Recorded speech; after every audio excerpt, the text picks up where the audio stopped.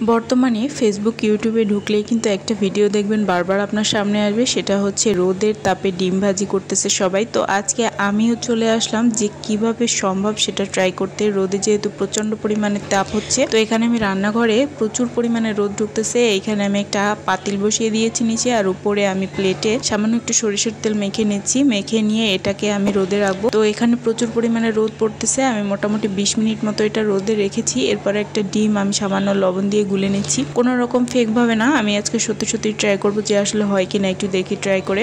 তো আমি এখানে মোটামুটি 45 মিনিট মতো সময় ব্যয় করেছিলাম। লাস্টে কি হবে সেটা অবশ্যই আপনারা দেখতে পারবেন। তো এখানে মোটামুটি 20 মিনিট আমি এটা রোদে রাখার পরে ডিমটা ছেড়ে দিলাম। ছেড়ে দিয়ে আমার প্লেটটা যেহেতু মাছ বরাবর একটু উঁচু ছিল, তো একটু সরে সরে যাচ্ছিল, আমি সেটা একটু মিলিয়ে দিলাম। এভাবে কিছুক্ষণ আমি রাখলাম, 5-7 মিনিট মতো, কিন্তু কিছুই হচ্ছে না। এরপরে সাইডে আমার একটা প্যান ছিল, ফ্রাইং প্যান, আমি ওইটা গরম হয়েছে দেখলাম পাশে, যেহেতু আমি থালা বাসনগুলো ধুয়ে খুব সুন্দরভাবে শুকাতে দিয়েছিলাম, তো ভাবলাম সেটাই দিয়ে দেবো। আর এখানে বেশ কিছুক্ষণ আমি ফোনটা অন করে রেখেছিলাম ভিডিওটা, যে ক্যামেরায় কি হয় সেটা দেখার জন্য, কিন্তু আসলে এখানে কিছুই হচ্ছিল না। তো পরে আমি যখন দেখলাম প্লেটটা অনেক গরম হয়ে যাচ্ছে, আর এটা একটা ছড়ানো স্টিলের প্লেট ছিল, এরপরে আমি ওই ফ্রাইং প্যানটা ওইটাও পাশে রোদ দিতে দিয়ে দিয়েছিলাম, যে দেখি কি হয়, ওইটাও একটু গরম হোক। তো ওইটা যতক্ষণে গরম হচ্ছে ততক্ষণ আমি আসলে দাঁড়িয়ে দেখতেছিলাম যে আসলে কি হচ্ছে সেটা। এখানে মোটামুটি আমি 40 থেকে 45 মিনিট মতো দাঁড়িয়েছিলাম। এরপরে ভাবলাম যে এভাবে আর হবে না। তো ফ্রাইং প্যানটা যখন গরম হয়ে গেছে, এটা আমি উপর দিয়ে ঢেকে দিলাম। এটা প্রচন্ড গরম ছিল।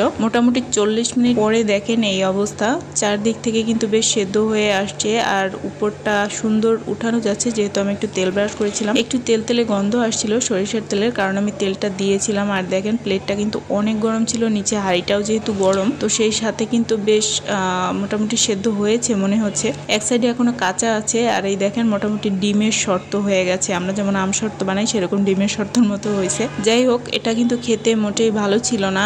আর আমার মনে হয় ছাদে যদি বেশি রোদে গিয়ে ভাজা যায় তো তাইলে মনে হয় আর একটু ভালো হতো।